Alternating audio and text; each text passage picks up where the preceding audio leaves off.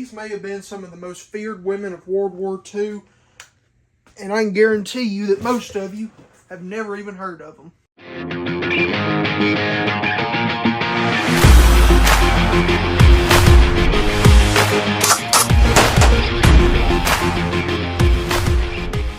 Today we're going to be talking about the 588th Night Bomber Regiment of the Soviet Union. And let me tell you something, they are not just any ordinary women. Their nickname given to them by the Germans was, and I quote, the Night Witches.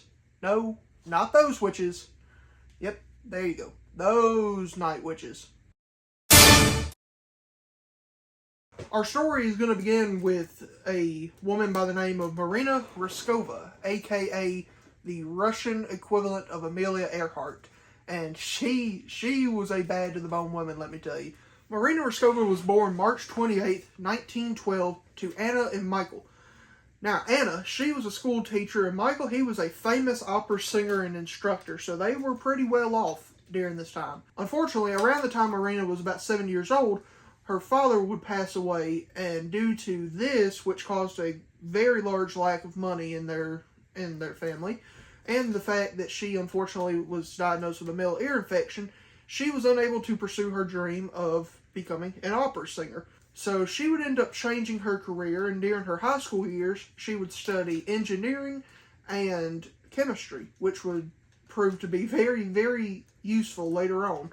So after graduating in 1929, she would work in a dye factory as a chemist, and this would actually be where she would eventually marry Sergei Ryskova, and they would end up having a daughter despite the fact that their marriage wouldn't last very long. In 1931, she'd be admitted as a draftswoman just 2 years after she began working as a chemist at the dye factory. She would end up falling in love with aviation here at this academy, and she would become pretty dang good at aviation. She would become the first woman to graduate as a navigator, and just a year after she began going to this academy, she would become an instructor. And then in 1934, she would become a full-time pilot instructor. And then she would gain her pilot's license in 1935. And on September 24th and 25th of 1938, Marina and her two partners, Paulina and Valentina, would fly 6,450 kilometers to set a record. This would actually end up earning all three of these women not only a visit to meet Joseph Stalin, but also earn them the Gold Star of Hero Award of the Soviet Union. This was essentially their equivalent to our Medal of Honor, which is a huge deal, especially back in the 1930s. Everything was about to change for Marina, however, because on the night of August 23rd and 24th, 1939, Russia and Germany would sign the Molotov-Ribbentrop Pact, which would essentially mean they would not attack each other and they would split all the country. So essentially, they were allies, however, they were not allies according to history, apparently. But I digress. Anyways, just a week after they would sign this pact, Germany would invade Poland and kick off the Second World War. And just a week after they attacked Poland, Russia would attack Poland from the east side, officially, truly beginning World War II. Now, whenever the war officially started, of course, women were not allowed to be combat pilots. The U.S., who had the WASPs, which is a video for another day, but a quick little dirty summary of what they were. They were the women that took up the non-combat roles for the Air Force for the United States in World War II. Meaning, like, you know, flying supplies over here, flying supplies over there. But they were not fighters. They were not bombers, for example. Bombers specifically being what we're talking about today. Now, of course, Marina at this point was a legend in the Soviet Union. She was known everywhere. Every woman, every female pilot throughout the Soviet Union knew about Marina. And this would eventually come to a head whenever they would all begin writing her letters. And they would write a lot of letters to Marina. They were begging Marina to find a way to get women into the Soviet Air Force. And Marina, lucky enough, already had a pretty decent relationship with Joseph Stalin, and Joseph Stalin really liked Marina. So she would leverage this to show him all of these letters, and then on October 8th, 1941, he officially would give Marina the authorization to build the first ever all-female squadron of the Soviet Union. Now, whenever they first got this started, Marina had a lot on her hands because they had well over around 4,000 women all volunteer for this. If they were a woman who was a pilot, they were volunteering and they were signing up and they were enlisting to be part of this new squadron of all women. So many women would end up signing up and volunteering and enlisting that they would have to make 3 separate actual regiments. They would have the 586th Fighter Regiment, which was the fighters, of course.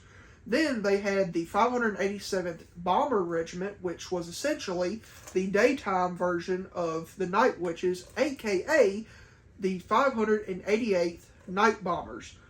All of these women would end up going through very, very intensive training for about a year, which was insane considering the fact that most of this stuff would take any male pilots years upon years to learn, and they just did this in one. So Marina is obviously a very good teacher. This is where I wish I could tell you that they all hopped in their planes and everything just, worked out. They were given perfect gear. They weren't.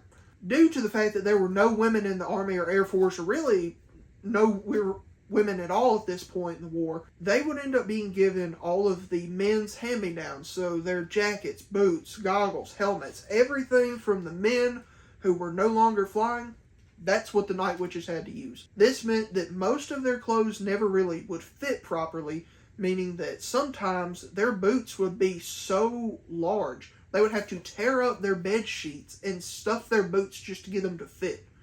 These women were very tough. All of these women really did not mind this, and they especially didn't mind it because they were treated just the same as men. The only difference was that they were given more soap, which I'm sure all the women appreciated that. Moving on. Some of the women would end up shaving their heads to look like men. They would cut their hair very short. All of these women would also make up the entirety of this squadron. There was not a single man in the entirety of all of these groups. But despite the fact that they were cutting their hair to look like men and wearing men's uniforms and pretty much doing everything the same as the men, they did actually do a few feminine things. For example, they would take the navigator pencils that they were given and they would use those to color their lips, color their eyes. They would essentially take the things that they were meant to be using to navigate their way around in Germany and just making makeup out of it, which, necessity is the mother of invention. They would also go and instead of painting the typical awesome looking tigers or tiger teeth or shark teeth, anything like that on their planes, they would paint flowers, which all I can say is I understand that's probably part of the reason that the Germans were so terrified, because can you imagine that you're just laying in bed at night and then all of a sudden you just hear explosions and all of your stuff is just getting blown to smithereens, and you look outside and you're like, what the heck is going on? And you see a plane with flowers painted down the side of it. Yeah, you're going to be both distraught, angry, everything in between all at once. And I feel like it's appropriate at this point to mention that all of the women that were pilots in the 588th, they were actually the least skilled pilots, which is hilarious because that means that the Germans probably assumed that these were the best pilots of the best from the Soviet Union. They probably didn't even realize they were women until they saw the flowers on the planes. However, this means that the least skilled pilots were the most feared throughout the entire war, which is just insane to me. Now we get to the rough part. Now, most of the other units were, especially the daytime bombers, they were all given very new, very modern things, modern radios, modern radars. They were given modern planes, the whole 9 yards. The Night Witches were not given any of that. They had to rely on navigator pencils, as I've already mentioned. maps, compasses. They had to go full, like, old school, like you going on a road trip. Only difference is that your road trip is leading you straight into enemy territory to bomb the enemy. Now, the plane that they were given was the Polikarov PO2, which, that's this. That is a wooden crop duster from the 1920s, which, I need you to understand how insane that is. They basically looked at all these women this was their first time in armed combat, first time in going in behind enemy lines, all that good stuff. And they looked at them and said, look, here's the deal. They used to drop dust on crops. Now you're going to be dropping bombs on Germans. Pretty simple, right? And they sent them in. Usually you would think that probably wouldn't be much of an issue because, it's like, it's not the plane, it's the pilot. Well, here's the issue. Most of these planes, and just for reference, the plane that was given to the day bombers, it was able to carry about 1,000 kilograms of bombs compared to the 250 kilograms that the PO2 could handle. And that's insane. It could only carry 2 bombs, one under each wing. And because of this, it actually caused this plane to have to fly very, very low to the ground.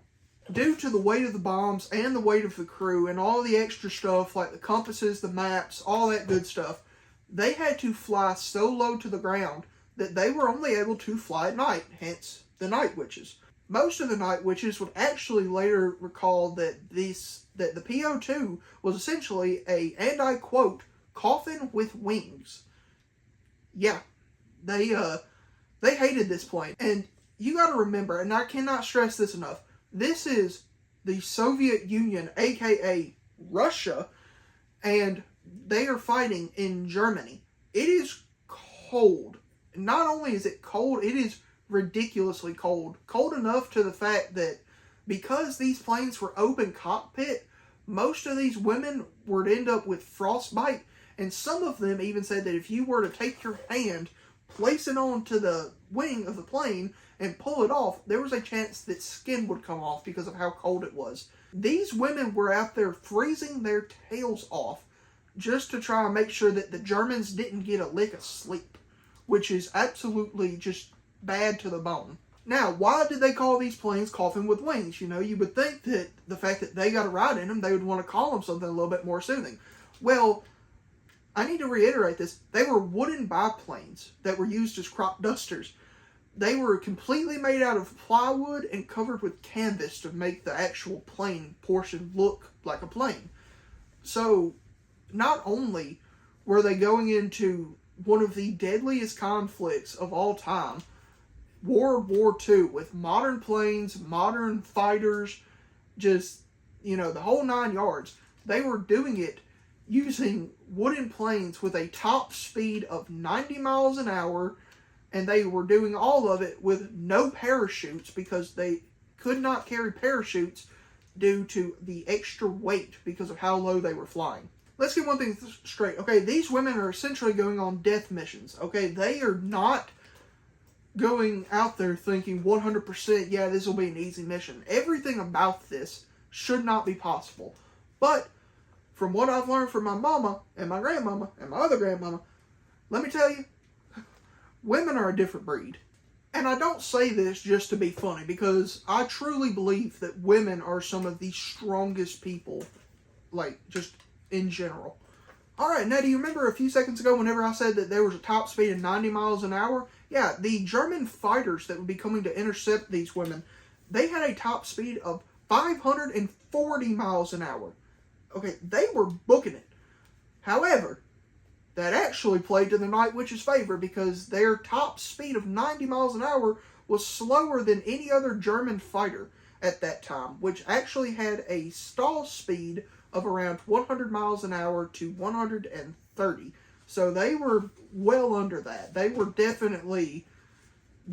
very difficult to intercept for these German fighters. And I have to imagine that it was not a very easy thing to do flying at night without any modern technology such as radars, having to contest these super insanely fast fighters in a 90-mile-an-hour, basically wooden paper airplane. Now, that's not to say that they did not have any weaponry, because they did have, let me check my notes on this, a single 7.62 millimeter machine gun compared to their daytime counterparts having 4 of those same machine guns, which would later be swapped out for cannons later on. So the Night Witches, even with their guns, they did not have a lot of firepower. And that's a little bit of an issue because you gotta remember, being these small little wooden biplanes, there was only 2 people on board at any given time. You had the pilot who sat up front, which their job, obvious, run the engine, fly the plane. Then you had sitting behind them the navigator, who was also the bombardier, aka the one who drops the bombs.